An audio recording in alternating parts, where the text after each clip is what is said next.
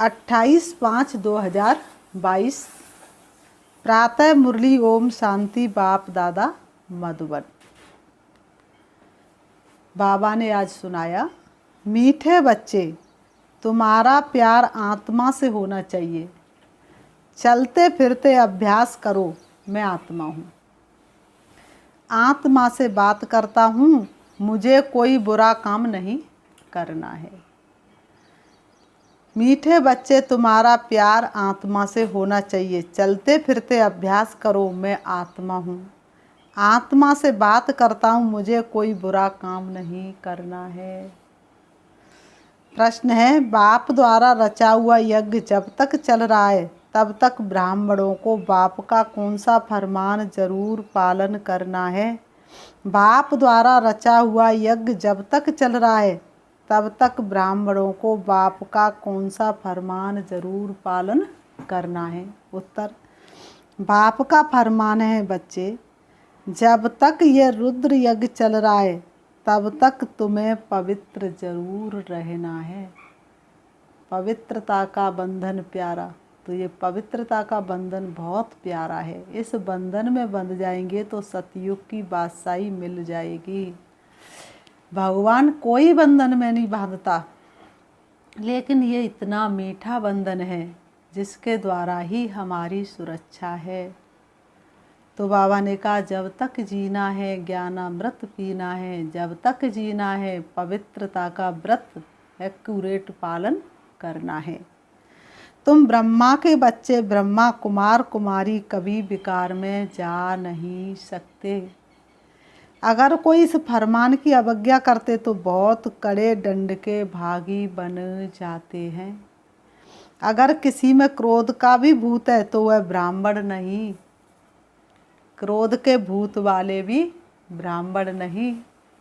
इसलिए काम, क्रोध और लोभ मोह ये नरक के द्वार हैं। ब्राह्मणों को देही अभिमानी रहना है, कभी विकार के वशीभूत नहीं होना है। गीत है, ओ दूर के मुसाफिर हमको भी साथ ले ले। ओम शांति। बाबा ने कहा, दूर के मुसाफिर को तुम ब्राह्मणों के बगैर कोई भी मनुष्य मात्र जानते नहीं। गाते रहते हैं, लेकिन वो कौन दूर का मुसाफिर है, कब आता है, क्या करता है, कहाँ दूर का रहने वाला है, हम उसको कैसे याद करके अपने पापों को खत्म करें, ये कोई मनुष्य नहीं जानता है। तो गाने से कुछ होता नहीं है, गीत गाने से कुछ मिलता नहीं। तो बाबा ने कहा, बुलाते हैं परम धाम में निवास करने वाले परम पिता परमात्मा आओ। पिता कहते हैं परंतु बुद्धि में नहीं आता है कि पिता का रूप क्या है, आत्मा क्या है। भल समझते हैं आत्मा भ्रकुटी के बीच सितारे समान रहती है, बस और कुछ नहीं जानते। हमारी आत्मा में 84 जन्मों का पार्ट भरा हुआ है। इन बातों का कुछ भी ज्ञान नहीं है। हमारी आत्मा में 84 जन्मों का ज्ञान भरा हुआ, इन बातों का ज्ञान कुछ भी नहीं है। आत्मा इस शरीर में कैसे प्रवेश करती है ये भी नहीं जानते हैं। जब अंदर चुरपुर होती है तब पता पड़ता है कि आत्मा ने प्रवेश किया। फिर जब परम पिता परमात्मा कहते हैं तो वह ये भी आत्मा ही पिता कहती है। आत्मा जानती है ये शरीर लौकिक पिता का है। किसी से परिचय पूछो तो झट लौकिक पिता का नाम, उनका पूरा परिचय दे देंगे। हमारा बाप तो वह निराकार है। जरूर हमारा बाप भी हमारे जैसा बिंदी स्वरूप होगा। शेर का बच्चा शेर जैसा, मोर का बच्चा मोर जैसा, मनुष्य का बच्चा मनुष्य जैसा। तो आत्मा का स्वरूप लाइट स्वरूप है, तो आत्मा के पिता परमात्मा भी लाइट स्वरूप है। उनकी महिमा भी गाते हैं। मनुष्य सृष्टि का बीज रूप, ज्ञान सागर पतित पावन, परंतु कितना बड़ा व छोटा ये सबकी बुद्धि में नहीं बैठता है। कितना वो बड़ा है और कितना छोटा है, ये बात किसी की बुद्धि में बैठती नहीं। पहले तुम्हारी बुद्धि में भी नहीं था कि हमारी आत्मा क्या है।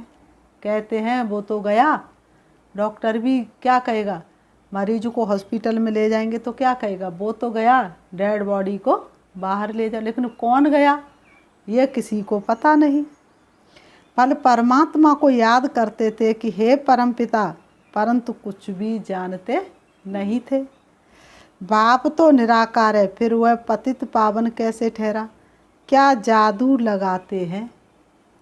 पतितों को पावन बनाने जरूर यहाँ आना पड़ता है। भगवान को पतितों को पावन बनाने के लिए जरूर सृष्टि रंगमंच पर आना ही पड़ता है। जैसे हमारी आत्मा भी शरीर में रहती, वैसे बाप भी निराकार है, उनको भी जरूर शरीर में आना पड़े, तब तो शिवरात्रि अथवा शिव जयंती मनाते हैं। नहीं तो जो आया ही नहीं तो उसका मनाएंगे ही क्यों, आया है तभी तो मनाते हैं। परंतु वह पावन कैसे आकर बनाते हैं ये कोई भी नहीं जानते। लेकिन शिव बाबा पावन कैसे बनाते ये कोई नहीं जानते। इसलिए कह देते हैं परमात्मा तो सर्वव्यापी है। सर्वव्यापी है तो उसे आने की क्या ज़रूरत है। प्रदर्शनी में अथवा कहाँ भी भाषण आदि करने जाओ तो पहले पहले बाप की ही पहचान देनी है। बाबा ने कहा कहीं भी आप भाषण करने जाओ, कहीं पर भी प्रदर्शनी करने जाओ, सबसे पहले शिव बाबा की पहचान दो, फिर आत्मा की। आत्मा तो भ्रकुटी के बीच में रहती है, उसमें ही सारे संस्कार रहते हैं। आत्मा में ही सारे संस्कार रहते हैं। शरीर तो खलास हो जाता है, पाप और पुण्य आत्मा ही ले जाती है। जो कुछ करती है वह आत्मा ही करती है। आत्मा शरीर से निकल गई तो शरीर कोई काम का नहीं रहा। शरीर के आर्गन्स आत्मा के आधार पर ही चलते हैं। आत्मा रात को अशरीरी हो जाती है। आत्मा ही कहती है आज मैंने आराम बहुत किया है, आज मुझे आराम नहीं आया, मैं इस शरीर द्वारा ये धंधा करता हूँ। तो कौन कह रही है, आत्मा। आत्मा निकल गई तो फिर शरीर ने तो कभी कुछ कहा ही नहीं। ये तुम बच्चों को आदत पड़ जानी चाहिए। आत्मा का पाठ तुम बच्चों को कूट कूट के भर जाना चाहिए। आत्मा की ही सब कुछ करती है। आत्मा नहीं तो शरीर तो मिट्टी बन जाता है। तो बाबा ने कहा आत्मा शरीर से निकल जाती है तो उनको मुर्दा कहा जाता है, कोई काम का नहीं रहता। आत्मा निकलने से शरीर में जैसे बास हो जाती है। आत्मा है तब तक शरीर को सब पूज रहे हैं, सब प्यार कर रहे हैं। आत्मा निकली फिर शरीर को कोई प्यार नहीं करता। शरीर को जाकर जलाते हैं तो तुम्हारा आत्मा के साथ ही प्यार है, शरीर के साथ तुम्हारा कोई प्यार नहीं। तुम बच्चों को ये शुद्ध अभिमान होना चाहिए। बाबा ने कहा मनुष्यों को तो अशुद्ध अभिमान है, मैं फलाना हूँ, मैं फलाना हूँ, मैं फलाना हूँ। लेकिन ये तो सब विनाशी पद पोजीशन है। लेकिन तुमको शुद्ध अभिमान है, मैं आत्मा दिव्य आत्मा हूँ, मैं श्रेष्ठ आत्मा हूँ, परमात्मा की संतान हूँ। तो बाबा ने कहा तुम बच्चों को ये शुद्ध अभिमान होना चाहिए कि मैं आत्मा हूँ। पूरा आत्म अभिमानी बनना है। मेहनत सारी इसमें ही है। मुझ आत्मा को इन आर्गन्स द्वारा कोई भी बुरा काम नहीं करना चाहिए, नहीं तो सजा खानी पड़ेगी। भोगना भी तब भोगी जाती जब आत्मा को शरीर है। बिगर शरीर आत्मा दुख भोग ना सके। तो पहले आत्म अभिमानी फिर परमात्म अभिमानी बनना ही है। मैं परम पिता परमात्मा की संतान हूँ। कहते भी हैं कि परमात्मा ने हमको पैदा किया है, वह रचयिता है, परंतु वह रचता कैसे है कोई भी नहीं जानते हैं। अभी तुम जानते हो कि परम पिता परमात्मा नई दुनिया की कैसे स्थापना करते हैं। पुरानी दुनिया में रहते देखो कैसी युक्ति है, उन्होंने तो प्रलय दिखा दी है। दुनिया वालों ने तो प्रलय दिखा दी, प्रलय होगी फिर से नई सृष्टि रची जाएगी। बाबा ने कहा नहीं, प्रलय कभी होती नहीं। प्रलय माना अब सारी दुनिया जलमयी हो जाए। तो बाबा ने कहा, कहते हैं पीपल के पत्ते पर एक बालक आया, फिर बाल की तो दिखाते नहीं, इसको कहा जाता है अज्ञान। कहते हैं भगवान ने शास्त्र बनाए, व्यास भगवान तो हो न सके। देहधारी मनुष्य कोई भगवान हो न सके तो व्यास कैसे भगवान हो सकते हैं। बाबा ने कहा, भगवान शास्त्र बैठ लिखते हैं क्या? भगवान कोई शास्त्र बैठ लिखेंगे क्या? उनके लिए तो गाया हुआ है, वह सब शास्त्रों का सार समझाते हैं। जितने भी शास्त्र मनुष्यों ने बनाए उन सब का सार से बाबा समझाते हैं। बाबा ने कहा, बाकी इन वेद शास्त्र पढ़ने से कोई का कल्याण नहीं हो सकता। समझो ब्रह्म ज्ञानी है, समझते ब्रह्म में लीन हो जाएंगे। ब्रह्म तो मैं तत्व है, आत्माएं वहाँ रहती हैं। ब्रह्म तो रहने का स्थान है जहाँ आत्मा और परमात्मा दोनों ही निवास करते हैं।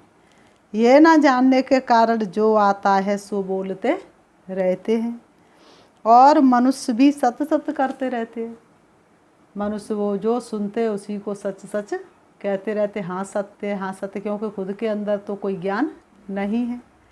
बहुत ही हठयोग प्राणायाम आदि करते हैं, तुम तो कर ना सको।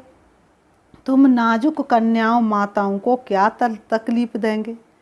पहले तो माताएं राज विद्या भी नहीं पढ़ती थी, पहले तो माताएं कुछ भी पढ़ाई नहीं करती थी। ये तो अभी सब कुछ चला है। थोड़ी सी भाषा सीखने के लिए स्कूल में भेजा जाता था, बाकी नौकरी तो करनी ही नहीं है। माताएं बहनों को पहले नौकरी तो करनी नहीं होती थी।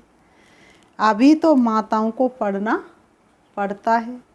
कमाई करने वाला ना हो तो अपने पैरों पर खड़ी हो सके, भीख ना लेनी पड़े।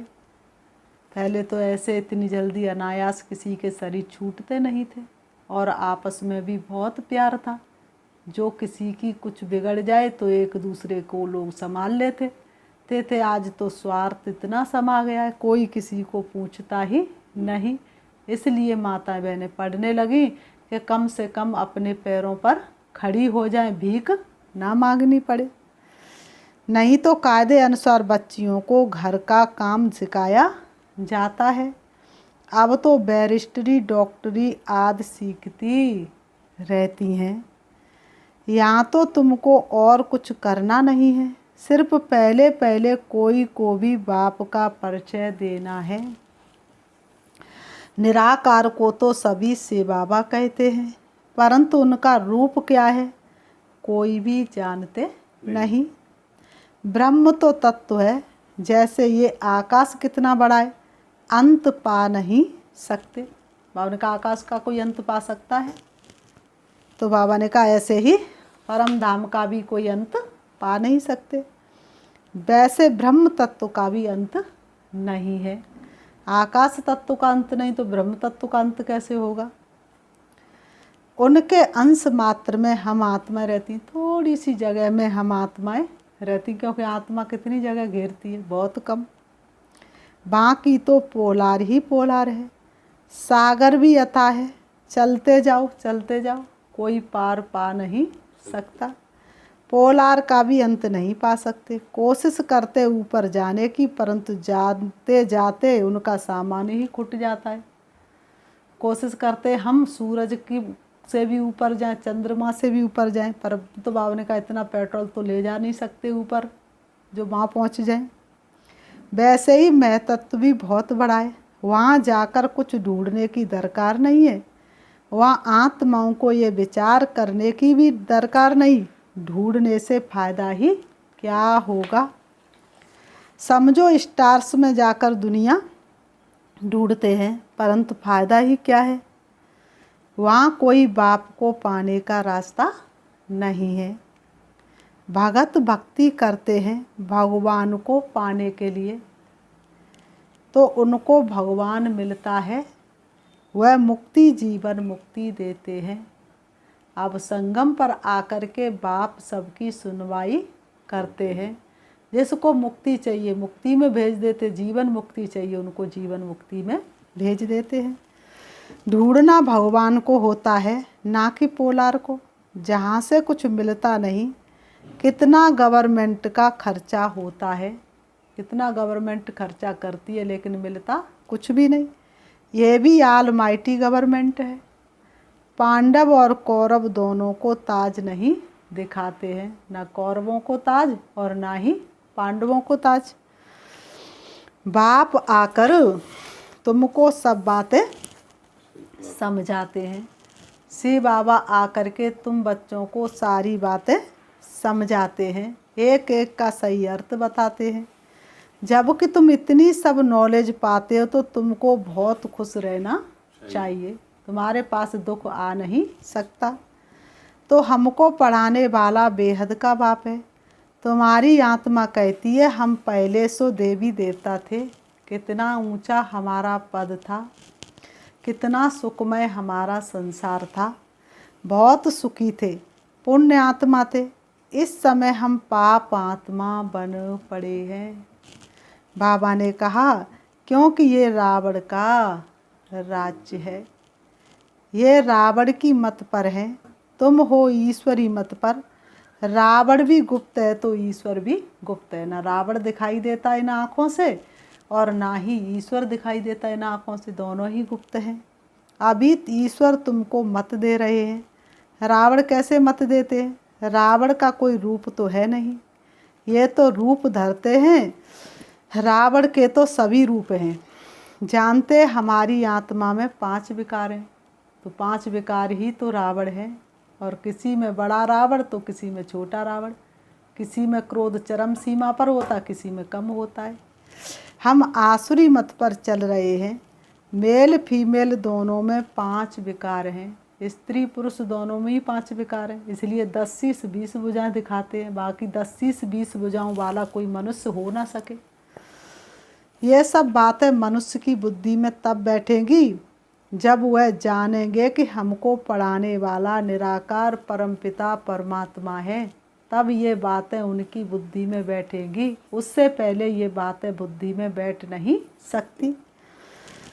परमात्मा निराकार है, जब वह साकार में आवे तब तो हम ब्राह्मण बने। बाप भी रात को ही आता है। शिवरात्रि सो ब्रह्मा की रात्रि हो गई, शिव की रात्रि सो ब्रह्मा की रात्रि। ब्रह्मा द्वारा ही ब्राह्मण बनेंगे। यज्ञ में ब्राह्मण जरूर चाहिए, बिना ब्राह्मणों के यज्ञ कभी पूरा हो नहीं सकता। ब्राह्मणों को जब तक यज्ञ संभालना है तब तक पवित्र जरूर रहना है। पवित्रता के हे मंत्रदाता, हम पर तुम्हारे एहसान लाखों। कोई भी पवित्रता का व्रत रखवा नहीं सकता, किसी के अंदर इतनी ताकत नहीं। जिस्मानी ब्राह्मण भी जब यज्ञ रचते हैं तो बेकार में नहीं जाते, लेकिन वो थोड़े से समय के लिए। भल है बेकारी, परंतु यज्ञ रचते समय बेकार में नहीं जाएंगे। जैसे तीर्थों पर जाते हैं तो जब तक तीर्थों पर रहते हैं तो बेकार में नहीं जाते हैं। तुम ब्राह्मण भी यज्ञ में रहते हो, फिर अगर कोई विकार में जाते तो बड़े पाप आत्मा बन पड़ते हैं। इसलिए धरत पड़िए पर धर्म नहीं छोड़िए। रघुकुल रीत सदा चले आई, प्राण जाए पर वचन न जाए। कुछ भी हो जाए हमें पवित्रता का व्रत हमेशा कायम रखना है। यज्ञ चल रहा है तो अंत तक तुमको पवित्र जरूर रहना है। ब्रह्मा के बच्चे ब्रह्मा कुमार कुमारियां कब विकार में नहीं जा सकते। एक पिता की हम संतान, आपस में भाई भाई है। अपनी बहन पर कोई कुदृष्टि रख ना सके। बाप ने फरमान किया है तुम कब विकार में नहीं जाना। भगवान का कहना नहीं मानेंगे, नहीं तो बहुत दंड के भागी बन जाएंगे। विकार में गया तो सत्यानाश हुई, फिर कोई बचाने वाला नहीं होगा। वह ब्रह्मा कुमार कुमारी नहीं, विकार में जाने वाला कभी भी ब्रह्मा कुमार कुमारी नहीं, परंतु शूद्र मलेच्छ है। बाबा हमेशा पूछते हैं तुमने पवित्र रहने की प्रतिज्ञा की है। अगर बाप से प्रतिज्ञा कर ब्राह्मण बन फिर विकार में गए तो चंडाल का जन्म पाएंगे। मरघट में जा कर के फिर से वही कार्य करना पड़ेगा। यहाँ वैश्या जैसा गंदा जन्म कोई होता नहीं। ये है ही वैश्यालय, ये सारी दुनिया ही वैश्यालय है। दोनों एक दो को विष पिलाते रहते हैं, यही सोचते यही हमारा धर्म और कर्म है, लेकिन वास्तव में ये धर्म और कर्म हो ही नहीं सकता। बाबा कहते माया बल कितने भी संकल्प लावे परंतु नगन नहीं होना है। कई तो जबरदस्ती भी नगन करते हैं। बच्चियों को ताकत कम रहती है। पवित्रता के साथ चलन भी बहुत अच्छी चाहिए। चलन खराब है तो वह भी काम के नहीं। बाबा ने कहा शरीर से पवित्र चलन सही नहीं है, तो बाबा ने कहा वह भी किस काम के हैं। फिर लौकिक माँ बाप में विकार है तो बच्चे भी माँ बाप से ही तो सीखते हैं। तुमको पारलौकिक बाप तो ये शिक्षा नहीं देते। बाप तो देही अभिमानी बनाते हैं, कभी क्रोध नहीं करना। मेरे लाडले बच्चे कभी क्रोध के वशीभूत नहीं होना। क्रोध भी कमो, शत्रु नहीं है। उसी समय तुम ब्राह्मण नहीं चंडाल हो। बाबा ने कहा जब तुम क्रोध करते तो उसी समय तुम्हारा ब्राह्मण वाला सर्टिफिकेट कैंसिल हो जाता है, तुम चंडाल हो। क्योंकि क्रोध का भूत है। भूत मनुष्य को दुख देते हैं। किसी के घर में भूत आ जाए तो कितने इंतजाम करते हैं, और तुम्हारे तन मन में हमेशा ही भूत है। बाप कहते ब्राह्मण बनकर कोई शैतानी काम नहीं करना है। विकार में जाने से यज्ञ को तुम अपवित्र बनाते हो। सारी यज्ञ को तुम अपवित्र बनाते हो। तन की जाने मन की जाने जाने चित्त की चोरी, ऐसे प्रभु से का छिपिए जाके हाथ में डोरी। बाबा ने कहा इसमें बड़ी खबरदारी रखनी है। ब्राह्मण बनना कोई मौसी का घर नहीं है। यज्ञ में कोई गंध नहीं करना है। 5 विकारों में से कोई भी विकार ना हो। ऐसे नहीं क्रोध किया तो हर्जा नहीं। बाबा ने तो काम विकार को सबसे बड़ा शत्रु बताया। क्रोध किया तो कोई हर्जा नहीं। बाबा ने कहा नहीं, ये भूत आया तो तुम ब्राह्मण नहीं हो। बाबा ने कहा क्रोध का भी भूत आया तो भी तुम ब्राह्मण नहीं हो। कोई कहे ये तो मंजिल बहुत ऊंची है, नहीं चल सकते हो तो जाकर गंदे बनो। भगवान के घर में तो ऐसा गंदा काम नहीं करना चाहिए। इस ज्ञान में तो सदा पवित्र हर्षित रहना पड़े। पतित पावन बाप का बच्चा बनकर बाप को मदद देनी है। कोई भी विकार नहीं होना चाहिए। तलाक देनी है, सदा के लिए तलाक देनी है। कोई तो आते ही फट से विकारों को छोड़ देते हैं। 1 सेकंड में बाप की बात, बाप की आज्ञा सिर माथे रख लेते हैं। बाबा ने कहा समझना चाहिए हम शूद्र ज्ञान यज्ञ का, समझना चाहिए हम रुद्र ज्ञान यज्ञ का ब्राह्मण हूँ। समझना चाहिए कि मैं रुद्र ज्ञान यज्ञ का सच्चा सच्चा ब्राह्मण हूँ। मैं ही इस यज्ञ की संभाल नहीं करूँगा तो भला कौन करेगा। बाबा ने कहा हमारे से ऐसा कोई काम नहीं होना चाहिए। बाबा ने कहा हमारे से कोई ऐसा काम नहीं होना चाहिए जो दिल खाती रहे। खुद पाप कर्म करके दिल ना खाइए, हो नहीं सकता सो भी ब्राह्मण बन के। दिल रूपी दर्पण में देखना है कि हम लायक हैं, भारत को पवित्र बनाने के हम निमित्त हैं, हम भगवान के यज्ञ के सहयोगी हैं, हम भगवान के कार्य में कितनी परसेंटेज सहयोगी हैं। तो बाबा ने कहा तो योग में भी जरूर रहना है। सन्यासी लोग सिर्फ पवित्र बनते हैं, बाप को तो जानते ही नहीं, तो खुशी कहाँ से मिलेगी। तो बैरागी बन तो जाते लेकिन घर बार उन्हें बहुत याद आता है, क्योंकि बाप की शक्ति उनके साथ नहीं है। हठ योग आदि बहुत करते हैं, पाते कुछ भी नहीं। हठ योग आदि बहुत करते हैं लेकिन मिलता कुछ भी नहीं। तुम जानते हो बाप आए हैं शांति धाम में ले जाने लिए। हम आत्माएं वहाँ की निवासी हैं, हमारा घर शांति धाम है। हम सुख धाम में थे, अब दुख धाम में हैं। धीरे धीरे आत्मा की कलाएं कम होती गई और हम दुख धाम में आ गए। अभी है संगम, ये सिमरण चलता रहे तो भी सदा मुस्कराते रहेंगे। यह सिमरण सदा चलता रहे तो भी तुम मुस्कराते रहें। जैसे देखो ये बेंगलोर का सदैव, बाबा ने कहा जैसे देखो ये अगना बच्चा बेंगलोर का सदैव मुस्कराता रहता है। भगवान के मिलने की खुशी नहीं होगी तो फिर कब खुशी होगी। तो बाबा ने कहा बाबा कहने से ही खुशी में भरपूर हो जाता है। इनको खुशी है, हम बाबा के बच्चे हैं। जो भी मिले उनको ज्ञान देते रहो। पवित्रता की राह पर हमको चलते जाना है और जो भी मिले राह में उसे मंजिल पर पहुंचाना है। हाँ कोई हंसी भी उड़ाएंगे क्योंकि नई बात है। कोई भी नहीं जानते कि भगवान आकर पढ़ाते हैं।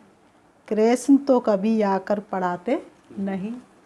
बाबा ने कहा भगवान आकर के पढ़ाते, कृष्ण तो आकर के कभी पढ़ाते नहीं। फिर बाबा ने कहा अच्छा, मीठे मीठे सिकीलते बच्चों प्रति मात पिता बाप दादा का याद प्यार और गुड मॉर्निंग। रूहानी बाप की रूहानी बच्चों को नमस्ते। हम रूहानी बच्चों की रूहानी बाप दादा को याद प्यार और नमस्ते नमस्ते नमस्ते। धारणा के लिए मुख्य सार नंबर 1, रुद्र ज्ञान यज्ञ का ब्राह्मण बनकर ऐसा कोई काम नहीं करना है। रुद्र ज्ञान यज्ञ का ब्राह्मण बनकर ऐसा कोई काम नहीं करना है जो दिल को खाता रहे। कोई भी भूत के बसीभूत नहीं होना है। रुद्र ज्ञान यज्ञ का ब्राह्मण बनकर ऐसा कोई काम नहीं करना है जो दिल को खाता रहे। कोई भी भूत के बसीभूत नहीं होना है। नंबर 2, पतित पावन बाप का पूरा मददगार बनने के लिए सदा पवित्र और हर्षित रहना है। ज्ञान का सिमरण कर मुस्कराते रहना है। ज्ञान का सिमरण करके मुस्कराते रहना है। वरदान, चित्त की प्रसन्नता द्वारा दुआओं के विमान में उड़ने वाले संतुष्ट मणि भव। चित्त की प्रसन्नता द्वारा दुआओं के विमान में उड़ने वाले संतुष्ट मणि भव। स्पष्टीकरण है, संतुष्ट मणि उन्हें कहा जाता है जो स्वयं से, सेवा से और सर्व से संतुष्ट हो। स्वयं से भी संतुष्ट, सेवा से भी संतुष्ट और सर्व से भी संतुष्ट। तपस्या द्वारा संतुष्टता रूपी फल प्राप्त कर लेना, यही तपस्या की सिद्धि है। तपस्या द्वारा संतुष्टता रूपी फल प्राप्त कर लेना, यही तपस्या की सिद्धि है। संतुष्ट मणि वह है जिसका चित्त सदा प्रसन्न हो। संतुष्ट मणि वह है जिनका चित्त सदा प्रसन्न हो। प्रसन्नता अर्थात दिल दिमाग सदा आराम में हो। दिल भी आराम में और दिमाग भी आराम में हो। सुख चैन की स्थिति में हो। ऐसी संतुष्ट मणियाँ स्वयं को सर्व की दुआओं के विमान में उड़ता हुआ अनुभव करेंगी। स्लोगन है, सच्चे दिल से दाता विदाता वरदाता को राजी करने वाले ही रूहानी मौज में रहते हैं। सच्चे दिल से दाता विधाता वरदाता को राजी करने वाले ही रूहानी मौज में रहते हैं। कोई खूबी और रहे ना रहे, बस दिल से सांचा साथ रहे, और सांच पे कोई आँच नहीं, खुशियों में नाचते रहते हैं। इसलिए बाप के साथ ज़्यादा सच्चे जो रहते हैं वही हमेशा मौज में रहते हैं। अच्छा, ओम शांति।